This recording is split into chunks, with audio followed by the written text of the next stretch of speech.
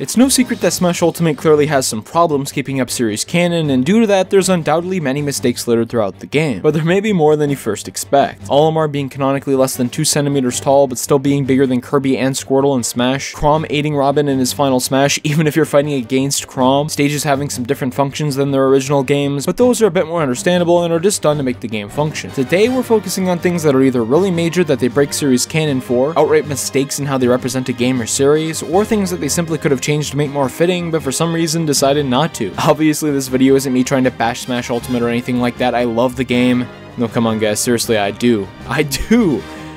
Just consider these some fun pieces of trivia. It didn't really make me want to refund my purchase when I found out that they took out the Rainbow Road stage while still having 4 music tracks for it in Smash. Wait, they actually did that, what? But before we get into the many inaccuracies and outright mistakes in Smash, I want to help you avoid one in your life. If you or someone you know is preparing a meal and tends to forget all those ingredients on the shopping list, the sponsor of this video, HelloFresh, could be the solution you're looking for. HelloFresh is America's #1 rated meal kit service with mouth-watering seasonal recipes with fresh ingredients delivered right to your front door. This Valentine's Day, you can skip the overcrowded and overpriced restaurants while eating in the comfort of your own home with a delicious 3-course meal featuring a shared starter, scrumptious sides, and a tasty dessert. HelloFresh offers fit and wholesome recipes low in calories or carbs, so you can enjoy a great meal without the worries of it not just tasting good, but being good for you too. Now, I mentioned the value, and the secret is HelloFresh's pre-portioned ingredients, meaning you don't have to waste money on that extra food that you don't need and would end up throwing out anyway. If you like having the leftovers, you have the option to increase your box servings anyway, so it's a win-win. The best value with HelloFresh though comes from the offer that they gave me, where you can use my link or go to hellofresh.com and use the code POGSROTH16, where you can get up to 16 free meals and 3 surprise gifts across 6 HelloFresh boxes with free shipping too, with these gifts ranging from free appetizers to desserts to even premium recipes. It saved me a ton of time on those busy weeknights, and judging by it having more 5-star reviews than any other meal kit, it's safe to say you're going to be getting something delicious too. Our first fact today is that Luigi cannot wall jump. Yes, Luigi, despite being able to do so in every modern Mario game, right? Well, it depends on your definition of modern. Look, the likely original reason for why he couldn't wall jump in Smash is because when the feature was first introduced in Melee, he was never seen wall jumping in any game prior to that. And even after Melee in 2004, when Mario 64 was remade on the DS and Luigi got a playable role in there, Mario is still the only character in the game who has the ability to wall jump. Luigi still cannot. So one can argue that the Smash version of Luigi is one of the past where those abilities aren't present yet, but realistically it doesn't make much sense. It's like saying that Link shouldn't be able to jump because in pretty much every game prior to Breath of the Wild he couldn't jump. At least now it makes sense, just like the wall jumping would for Luigi. But hey, they were probably too busy censoring the female characters to notice this, right? And speaking of that, Mai Shiranui's absence from Smash Ultimate was said by Sakurai to be because the game was for, quote, good boys and girls. Now, I'm not trying to pretend that her design isn't revealing or anything like that, but when censorship was done to Pyra and Mythra covering up their areas, I don't see why a similar treatment couldn't have been done if it was considered a viable solution for them. I don't like the censorship of Pyra and Mythra at all, but at least they're in the game for fans who wanted to play as them, but to go as far as to not let Mai appear as a background character even with an altered design is pretty strange. Now, it's become almost a meme at this point how Ness and Lucas cannot actually use the vast majority of their PSI attacks in Smash, with them coming from other party members in their games. But what's even funnier to me is how official Smash material even outright mocks this. In Smash 4, the description for Ness's PK Starstorm attack says, quote, Ness must have learned it especially for Smash Brothers. Are you kidding me? There are numerous instances of characters not actually using their Smash moves, but what kills me is the outright mocking of eagle-eyed fans here. But at least they're embracing that Ness and Lucas aren't just meant to represent themselves, but other members of their group, unlike with Bowser Jr.'s final Smash. This move involves him transforming into Shadow Mario, taking a paintbrush across the screen, which damages opponents who make contact, referencing his origins from Super Mario Sunshine, where he's eventually revealed to have been the Shadow Mario who's plagued you throughout the entire adventure. It's a fitting final Smash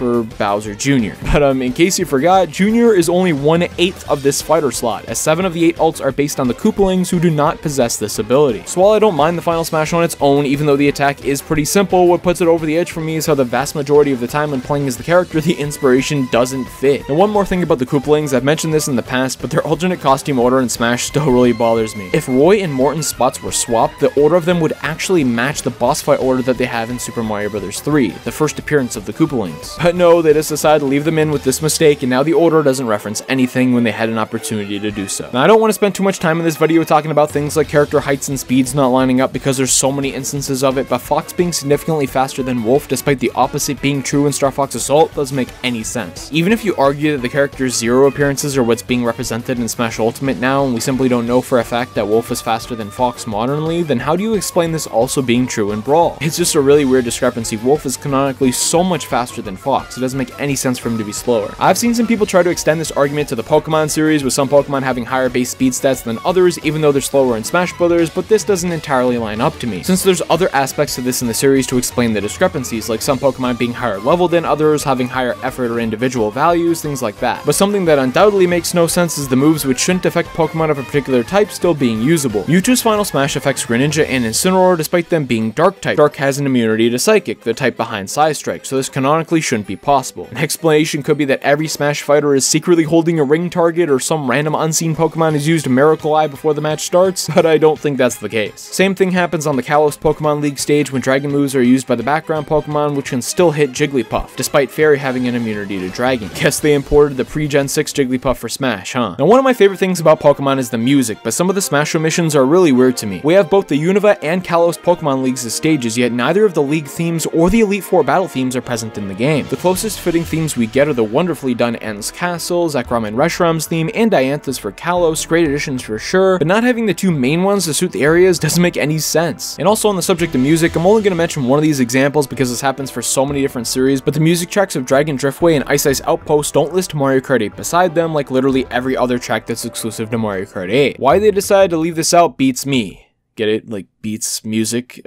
Never mind. Now I could use all the entries in this video on spirits because some of the rankings are completely ridiculous. Canonical power rankings are said not to matter as much as how, quote, important the character is, but some are just so blatant. Like, Giga Cat Mario is 2-star in comparison to Mario playing golf as a 3? Giga Cat is not only more iconic, but is also one of the most powerful forms of Mario there's ever been, so regardless of the method of ranking, they fail to maintain accuracy here. Should we expect them to cross-check every spirit like this? No, absolutely not. Hence why I'm only talking about this once today, but so many spirits still don't make any sense. Lugia and Ho are literally counterpart box art legendaries, and one is higher ranked than the other. What? One other unrelated problem that I have with spirits are some of the classifications. The MC Ballyhoo spirit is classified as from the Mario Party series, which is appropriate. He did originate from Mario Party 8, but when Super Mario Party came out and they added spirits for the game, they listed ones like the Dice Block is from the Mario series in general. Are you trying to tell me that the Dice Block isn't a Mario Party item? It doesn't make any sense. But if you thought this was bad, by far some of the biggest inaccuracies in Smash Ultimate come from the transferring of Snake's codec calls, since they just reuse the same ones from Brawl and Ultimate. And it's safe to say that with Nintendo, things have certainly changed since then. Jigglypuff and Sonics refer to them as being, quote, here in Brawl when they're not in Brawl anymore. This is Ultimate. It still mentions the ability for Zelda and Sheik to swap between one another when that ability was removed in Smash 4 and they officially became separate characters. This is also similar to the conversation that happens with Zero Suit Samus. They refer to the Pokemon trainer as a he even when using the female ult, since these versions of the trainer were only introduced in Ultimate. Similar to what happens when you're using the Alph skin, as they'll still refer to Olimar by name, despite him not being the one who's actually fighting. They also talk about how slow Bowser is during the codec call, despite Bowser being much faster than Snake, so I don't really know what they're getting at there. This one's worse than most of the others, because while they're wrong because of the transfer from Brawl to Ultimate, this one was still wrong in Brawl too. Bowser was still faster than Snake. One more is the codec for Diddy Kong, which mentions that the peanut gun can shoot some edible peanuts, since in Brawl, when Diddy missed a shot with this, the peanut would be left behind as a food for someone to consume, granting a 2% heal. Despite from Smash 4 onwards, this no longer being the case. But Snake's codec calls definitely weren't the only conversation carryovers for Ultimate. Palutena's guidance has some mistakes too. Even though most were changed, Luigi's was still carried over, with him being referred to as the number 2 fighter in Smash due to his placement as second on the character select of Smash 4, despite now being appropriately listed as 10 in Ultimate. Yeah, the joke could still be that he's number 2 in comparison to his brother, which is probably why they left it in, but it still doesn't make as much sense as it did in Smash 4. In Palutena's guidance, they also have a conversation about how one Link is handsome and the other is adorable, implying that there are only 2. This is because young Link wasn't in Smash 4, we just had regular and Toon Link, which is understandable, it's just the line of dialogue hasn't aged too well. Now, Pit's Final Smash was changed for Ultimate from the 3 Sacred Treasures to the Lightning Chariot, causing one of the lines in Palutena's guidance to cause some plot holes. She tells Pit that the forces of nature have kept the Lightning Chariot, which is Pit's ability to use, which has now proven to no longer be accurate. This one's not as bad because he can still canonically use the attack, but because this is Smash Brothers, it doesn't really make much sense for her to promote an attack that he can't actually use in the game. But back to some things that don't make sense that are still actually in the game, we have Corrin. It's that in Smash, Corrin uses the Omega form of the Yato Blade despite her trailer taking place at the critical side-choosing decision from Fire Emblem Fates in Chapter 6, whereas in the game, this form is only actually received in Chapter 27. So what happened here? I thought Three Houses was the game with a time skip, right? Now, Hero was given the lovely mechanic of critical hits in Smash. We all love that, right? Yet all the other JRPG characters who realistically could have those mechanics implemented as well don't have it, like Pokemon or Final Fantasy characters, for example. Now, the real reason for this is obviously just because some of these guys were developed in the late 1990s in comparison to a 2019 DLC release, and they probably just wanted to go all out on establishing Hero as a must-buy new edition, but it's still pretty funny to me. I guess crits are only canonically present in the Dragon Quest universe from a Smash perspective, huh? And I guess in a couple of Fire Emblem Final Smash names, right? Can't forget those. Villager in Smash Ultimate is still very much based on the character's appearance in Wild World, whereas Isabelle is clearly based on New Leaf, both of which were the most recent games from the Animal Crossing series at the start of their respective games' development processes, yet despite this, Isabelle still refers to the villager as the mayor in her trailer, even though you weren't actually the mayor in Wild World. It's very understandable, but still not entirely accurate due to the design for the villager that they chose. And speaking of Wild World, Smashville is the name for the Animal Crossing stage based on this game, but it actually has a number of characters in its name that exceed the limit for what you can name your town in Wild World. This one is kind of funny to me, but it's not as bad nowadays since this was changed in New Horizons, but this wasn't based on that game, so I feel it still doesn't make any sense. The holy water in Castlevania is said to burst and spread its flames when it lands near an evil force. So,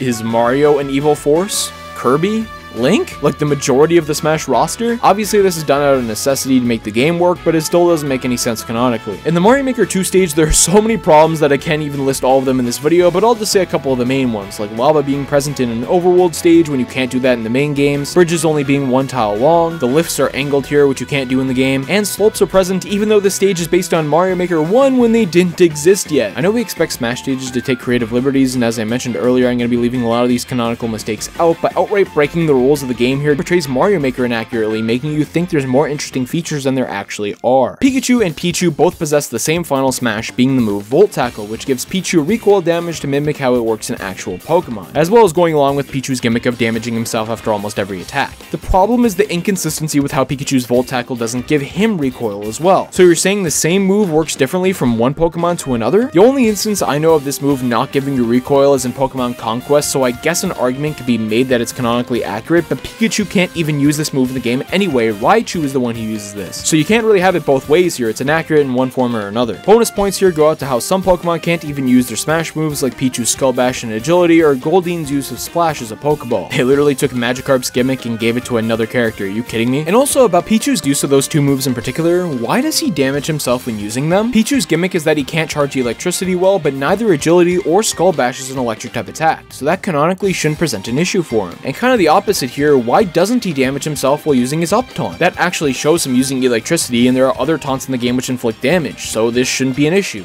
This character, man. Another weird canonical problem in Smash is Kirby is able to wield the Monado, but not the Keyblade. While the real life reason for this is undoubtedly due to Disney's unwillingness to let their character's weapon be used by somebody else, canonically it doesn't line up that the Monado, which has a similar background of limited usage to the Keyblade, can still be taken though. On the subject of blades, why does Young Link's standard sword inflict more damage in an attack compared to Toon Link's Master Sword? This makes no sense. The Master Sword is canonically much more powerful, otherwise what's the point of getting the upgrade? Guess we gotta pull out some major stretches as to the power levels of different Links in the Zelda universe to explain this one, huh? Also with Young Link, he's clearly based on his Ocarina of Time version in Smash due to his lacking of abilities to use the transformation masks from Majora. Yet in Ocarina of Time, he can't use the hook shot until reaching his adult form. In Majora's Mask he can, but he's not based on that game, so he shouldn't be able to use the hook shot either. It doesn't make much sense, and likely stems from how he was developed as a clone of regular Link who had the hook shot at the time. In Smash Ultimate, some characters, especially the newer ones, got special UI to show when Arsene is coming to join Joker, for example, yet not everyone gets this treatment. When Rosalina's Luma gets knocked out, there's no timer for when it's gonna come back. Wario could use a waft meter as well. There's so many instances like this, and I think it would make things a lot easier to keep track of, but giving it to some characters, not everyone, doesn't make any sense. Now Sakurai says he didn't want to make another version of the Subspace Emissary because its story would just get spoiled online, despite having spirits, alternate costumes, and final smashes in the game with major spoilers for Xenoblade, Fire Emblem, Final Fantasy VII, and several other series. So it's okay for them to get spoiled, but not the main game? Kinda hypocritical, Sakurai. Now nearly every stage in Smash Ultimate has some exclusions for certain items, Pokeball, Pokemon, or assist trophies that have mechanics which are too complicated for it to not be usable. They just may not fit the terrain or have some other aspect not line up, but something that doesn't make much sense to me is why on the Brinstar Depth stage specifically you cannot use a Super or Poison Mushroom. I've seen no definitive reason given, as other stages where there's similar shifts in terrain don't have this caveat. There's probably numerous instances like this, but this one in particular particular is a very puzzling incident to say the least. And speaking of terrain, Steve's ability to mine on the terrain he's on was a great addition for the character, but there's some instances like this that don't make any sense, particularly when he mines on the rotating blocks on the Yoshi's Island stage, which provides him stone. But when mining on the exact same block type on the Mario Maker stage, he gets dirt. Yeah, the exact same type. Now this stage in particular has many more problems with Steve, like giving him iron on some pipes and dirt on others, which is clearly an error, and it should be expected with how many stages there are and how many surfaces within those stages that Steve could possibly mine on that there would be some discrepancies, but this in particular is a pretty big one to me. And speaking of the Yoshi's Island stage, which originated in Melee, it's clearly based on Super Mario World, but is listed as part of the Yoshi franchise in Smash. What? I know there's a lot of debate in the community about which games are technically a part of the Super Mario franchise and which are part of the Yoshi franchise. I mean, the sequel to Mario World is literally called Super Mario World 2 Yoshi's Island, but you can't try to tell me that Super Mario World isn't a Mario game. Like, what is wrong with Nintendo, man? Another stage discrepancy is Magicant, as this is listed as from Earthbound, despite it mostly all taking inspiration from Earthbound Beginnings. This is proven as entirely inaccurate, as in the Japanese version of the game, the stage is listed as from Mother 1, the Japanese name for Earthbound Beginnings, so this is clearly a translation error that I don't know why they didn't fix. Something funny to me is that Mushroom Kingdom 2 doesn't actually take place inside the Mushroom Kingdom. The Doki Doki Panic version of Mario 2 actually takes place in the Land of Dreams, also known as Subcon. Most Mario games take place in the Mushroom Kingdom, so I understand how it's probably easier for people to get the idea behind the stage with a title like this, but it's still not accurate. Something similar is how the Mario Galaxy stage is listed as from Mario Galaxy when Starship Mario is present in the background, which wasn't in the original Mario Galaxy. But the design of the Bowser airships are based on their look from the original and not two, so I suppose a combined listing of both games would have been the right way to go. It's definitely possible for them to list two games at once, they just outright chose not to, despite having this detail from Galaxy 2 in there. Kind of an opposite situation to this is with the Hyrule Castle stage still being listed as a Zelda stage in general, despite it looking exactly like the Ocarina of Time one, and that being the inspiration for it all the way back in Smash 64. A more specific name would have been a much better call here. One more instance like this is the Dreamland GB stage, which is simply listed as Kirby, despite it making a lot more sense for them to specify Dreamland into it, since it's literally named after Dreamland from the Game Boy. Now some moves and abilities in Smash Ultimate got separate menus with descriptions for them, like Olimar's Pikmin, Kirby's Inhale, and whatnot, which makes sense for a new player looking to get acquainted with everything, but a strange one to me is that they gave a separate description for Pyra's forward smash. Really? It doesn't do anything special, it's just a strike, so why warrant this extra description? Well, Mithra has an attack in the game called Foresight, which is a form of counterattacking the opponent that they felt warranted its own section, so it seems like they just gave Pyra a menu so neither one of them appeared to be less interesting to the casual player than the other, trying to make both elements of that one DLC fighter slot seem to have more interesting abilities than they actually do. It's a pretty weird strategy, especially considering that it should be obvious to anyone that having two characters in one slot is already incredibly unique. They really didn't have to go over the top trying to sell this like they did, while ruining the speciality of a character getting a spot on that menu. Shulk's final smash consists of 4 characters attacking the opponent, despite you having a party limit of 3 in Xenoblade Chronicles, with Shulk also not attacking first despite him calling for the attack, and when you do that you always attack first in the original game, always. This is a small thing, but it's a detail that still doesn't make any sense nonetheless. Something similar is Cross Chop deals fire damage despite not being a fire move when used by Incineroar. This one I could kinda cut him some slack for. I mean, this giant cat wrestler who's flinging his body at you does have a flaming belt, but it's still not canonically accurate.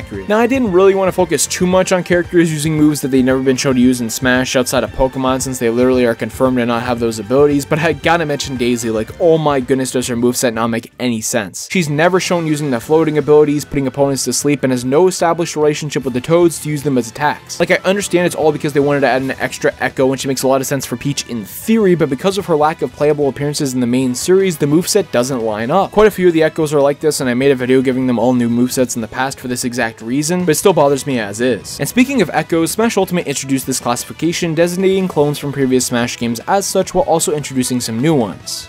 Right? Well, they didn't exactly give this designation to every clone, with one of the most notable examples to me being Dr. Mario. Now look, I could see why Pichu and Young Link weren't classified as Echo Fighters from Nintendo's perspective, because they were brought all the way back from Melee for Smash Ultimate, and they'd likely want to make them feel like big new additions. Yet Dr. Mario was in Smash 4. He wasn't part of this big comeback like this. And in Smash 4, he was grouped alongside Dark Pit and Lucina in a small section of the roster away from the rest of the characters from their home series to signify this clone status. Yet for some reason they left him out of the Echo classification classification despite having more similar to Mario than Ken does to Ryu, for example. It doesn't make any sense. I mentioned my gripes with Pyra's special move screen earlier on, but still every move in Smash Ultimate does have a description screen, even if it's not in the special section, and I wanted to mention Roy and Chrom in particular, because I found this aspect pretty interesting. The description states that they will strike back against the opponent with a greater force. Seems simple enough, and yes, this is accurate most of the time, since there's a damage multiplier calculated based on the opponent's move that they're going to hit you with before striking them back. But the problem is this counterattack caps at 60% damage. So for example, if Hero's forward smash landed a crit or you were powered up beforehand, but you countered, there would still be more than 60% inflicted on you despite giving less than that back, making the move's description inaccurate in these specific cases where more than 60% damage is done. That's a subtle detail, but by saying it always strikes back with a greater force, you open yourself up to some criticism like this. Considering the huge amount of great content that Smash already has, I'm willing to accept that the game's menus lie to us from time to time. Well, maybe more times than you initially expect. I'll see you next time with another video, and if you're new here, don't forget to subscribe.